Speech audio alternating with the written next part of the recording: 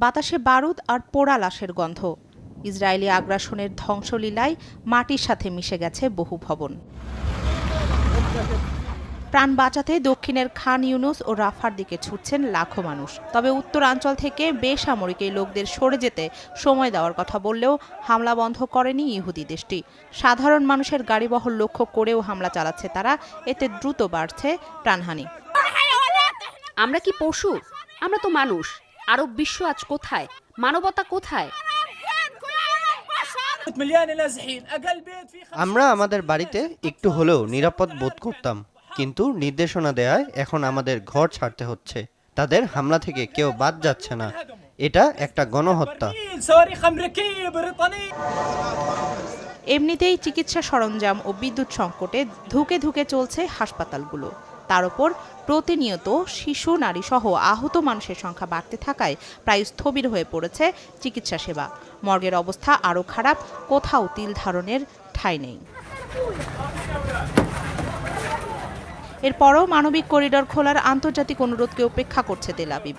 রাফা crossing দিয়ে দ্বৈত নাগরিকদের যাওয়ার অনুমতি দেওয়ার কথা জানালেও পরে তা আটকে দেয় ইসরায়েলি সেনারা। বিষয়টি নিয়ে মুখে কুলু পেটেছে পশ্চিমারা। বিভিন্ন গণমাধ্যমের খবর, ইসরায়েলের সাথে সম্পর্ক স্বাভাবিক করার প্রক্রিয়া স্থগিত রেখেছে সৌদি আরব। কয়েক ঘন্টা বেঁধে দিয়ে 10 লাখের বেশি মানুষকে সরে যেতে বলা হাস্যকর। যেখানে কোনো যানবাহন নেই, রাস্তাঘাট ভাঙা। পূর্ব সতর্কতা দেয়া ভালো, তবে তা যেন নতুন কোনো মানবিক সংকট তৈরি না করে সেদিকেও খেয়াল রাখতে হবে। বেসামরিক নাগরিকদের উপর হামলা মেনে নেওয়া যায় না। আলোচনার মাধ্যমে স্থায়ী সমাধানের দিকে যেতে দুপক্ষকে আহ্বান জানাই। লাখ লাখ মানুষকে সরে যাওয়ার যে নির্দেশ ইসরায়েল দিয়েছে তা ভয়াবহ আঞ্চলিক বিপর্যয় বয়ে আনবে। মধ্যপ্রাচ্যে চলমান যুদ্ধের দায় যুক্তরাষ্ট্রের। নিজ স্বার্থে ইসরায়েল ফিলিস্তিন সংকট সমাধানের পথ রুদ্ধ করে রেখেছে ওয়াশিংটন।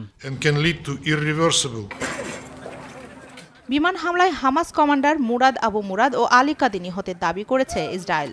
তবে এই বিষয়ে কোনো মন্তব্য করেনি হামাস। পশ্চিম তীরের শরণার্থী ক্যাম্পে ব্যাপক অভিযান চালাচ্ছে ইসরায়েল। আটক করা হচ্ছে শত শত ফিলিস্তিনিকে। রাখি জেসমিন, চ্যানেল 24।